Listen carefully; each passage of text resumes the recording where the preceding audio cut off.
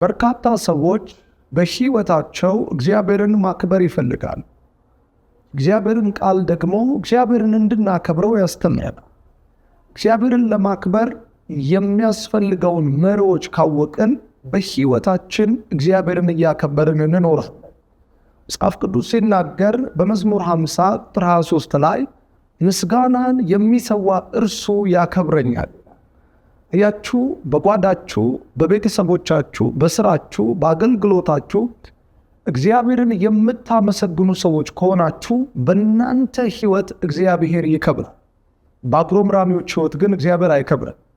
ስለዚህ ጥያቄዎቻችን፣ መዝሙሮቻችን፣ አገልግሎቶቻችን እግዚአብሔርን የሚያከብሩ ነው መሆን ያለባቸው። እግዚአብሔርን የምናከብርበት ደግሞ ሌላኛው ዋናው የሕይወታችን ክፍል ደግሞ ኢየሱስ ክርስቶስ ሲያስተምረን በዮሐንስ ወንጌል ምዕራፍ 15 ቁጥር 8 ላይ ሲናገር እንደዚህ ይላል፣ ብዙ ፍሬ ብታፈሩና ደቀ መዛሙርቴ ብትሆኑ በዚህ አባቴ ይከብራል። አያችሁ፣ ክርስትና ብዙ ፍሬ የማፍራት ሕይወት ነው። ብዙ ፍሬ በማፍራት ውስጥ ደግሞ እግዚአብሔርን የማክበርን ሕይወት መለማመድ እንችላል። እኛ ከውድቀት ከእግዚአብሔር ፊት ከጠፋንበት ክርስቶስ ስለኛ ተዋርዶ በሱ ፊት በክብር እንድንቆም እድል ሰጥቶናል። አሁን እኛ እግዚአብሔርን ለማክበር መዋረድ የለብንም። በሕይወታችን ላይ እግዚአብሔርን ለማክበር ብዙ ፍሬ ማፍራት ነው የሚጠበቅብን። ስለዚህ በስራ ውስጥ ያላችሁ፣ በቤተሰብ ውስጥ ቤተሰብ የምታስተዳድሩ፣ በአገልግሎት ውስጥ እግዚአብሔርን የምታገለግሉ ሰዎች እግዚአብሔርን ለማክበር ሌላኛው ፕሪንሲፕል ፍሬያማነት ነው።